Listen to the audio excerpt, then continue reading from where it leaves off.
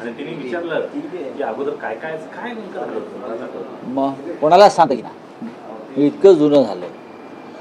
काय म्हणताय बोला.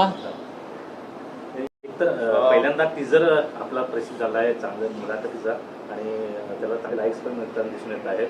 वेगवेगळे मुलाखत झाले, काय नेमकी मुलाखत? काल प्रथमच आपण पाहिलं की संयुक्त मुलाखतीला सर्व पत्रकारांना बसवलं होतं.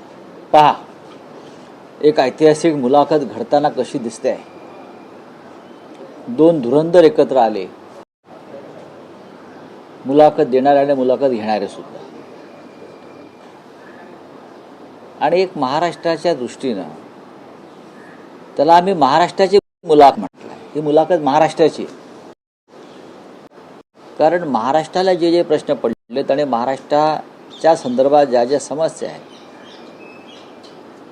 त्या सर्व विषयावर माननीय शिवसेना पक्षप्रमुख उद्धव ठाकरे, माननीय महाराष्ट्र नवनिर्माण सेनेचे अध्यक्ष राज ठाकरे यांनी मतं व्यक्त केली आणि खणखणीत पद्धतीने ते बोललेले आहेत. आणि त्यांनी काय, आता नाही तरच नाही, ह्याची गेली, आपल्या पुढल्या पिढ्या बर्बाद होती, अभी नाही तो कभी नाही. भारतीय जनता पक्षानं जे अधिकारी नेमलेले आहेत निवडणूक आयोगात, न्यायव्यवस्थेत,